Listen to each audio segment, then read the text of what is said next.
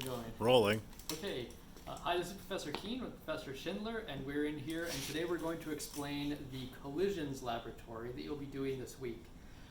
What this lab involves is setting up a dynamics track, which is this aluminum about 2 meter long track, and we have these carts that we set up on here, and on these carts, we'll talk more about this in a minute, we've got these what are called dual range force sensors from Vernier.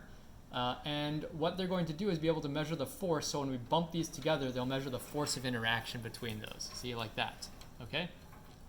These are hooked up, they're wired to over here. This is our Vernier Lab Pro interface. They come into the channel 1 and channel 2 for the force sensors 1 and 2.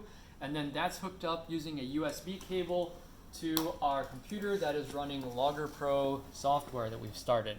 So you all should be somewhat familiar with this Logger Pro software. And what we're going to do for the first part of this lab is basically we're going to be exploring Newton's laws of motion. So first of all, remember Newton's laws of motion are the principle of inertia. That's law 1. An object in motion tends to stay in motion unless a force is acting on it.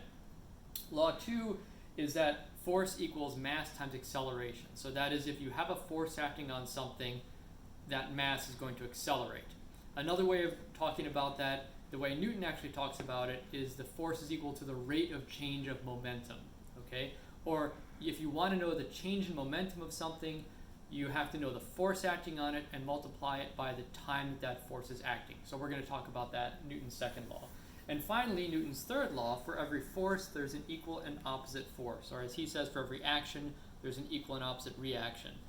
And that one, I always say, is the easiest one to say, but the hardest one to wrap your head around. So we're going to start with that one here, and we're going to talk about Newton's third law of motion, and we're going to show that when these carts collide, the force that 1 pushes on 2 with is the same as, hopefully, the force that 2 pushes on 1 with, okay?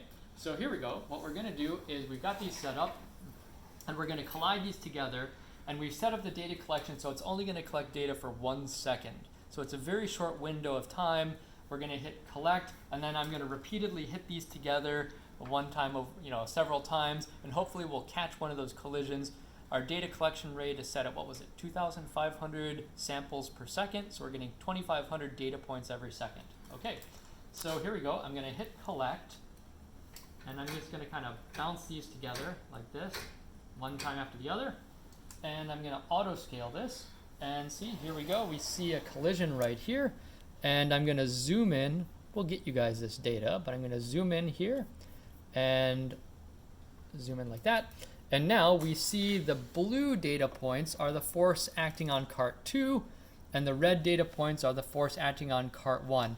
And you can see they look pretty close to each other, but ideally, if Newton's law was perfectly correct, and if the software and the hardware work perfectly, those should perfectly overlap. They don't, but you're going to see that we'll send you this data, and you can do some analysis on the data and describe the extent to which they overlap.